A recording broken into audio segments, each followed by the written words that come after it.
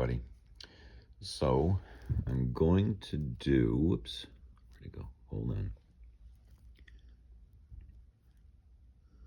I'm going to do the following problem from the homework. And so we're taking the curve, which is really this piece right here, and we're going to sweep it around the x-axis, so it's going to look something like this shape. All right, so let me back over here, and we're looking at the function y is equal to 8 times the square root of x, and we're going from 2.3 to 3.7. So this notation says x is an element of, that funny e-looking thing stands for is an element of, the interval from 2.3 to 3.7. Okay, the surface area of the revolution about the x-axis. So we're going to need a couple of things. We're going to need the first derivative. So we're going to take 8 times the square root of x. I'm going to change that to the 1/2 power. Y prime is equal to 8 times 1/2 x to the negative 1/2. We reduce down to 4 over x to the 1/2 power.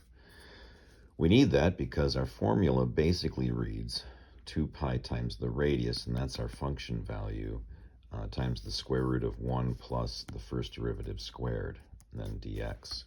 Okay, so I'm going to take the 8 and the 2, multiply them, and I'm going to get 16, pull the pi out. I'm going to have 2.3 to 3.7 as my limits of integration.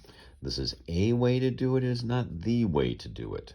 So I recognize that x to the 1/2 power is a square root of x, and a square root times a square root can get pulled together.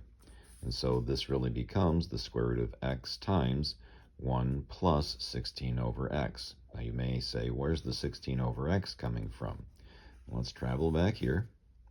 Remember, I'm taking the first derivative and I'm squaring it. Well, 4 squared is my 16, and x to the 1/2 power squared is just going to be x.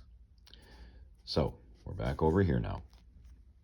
I'm going to distribute my x through, and I'm going to be left with 16 pi, the integral of the square root of x plus 16 dx on the limits of integration from 2.3 to 3.7. Now I'm going to let u be x plus 16. I get du equaling dx. I'm going to change my limits of integration through the u. So 2.3 gets put in place of x, and I end up with 18.3.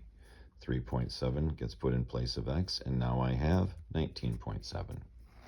So 16 pi, the integral of u to the 1/2, from 18.3 to 19.7, and I forgot to mention the du. Always have to talk about the du. All right, we take the antiderivative. We're going to get 2/3 u to the 3/2. And this is from 18.3 to 19.7. I multiplied the 2 and the 16, got my 32. It's over 3 pi, it's over 3. That's multiplied by pi. My limits of integration get plugged in. I go to the calculator, and I get something that's about 306.7257, yada, yada, yada. Hopefully that helps.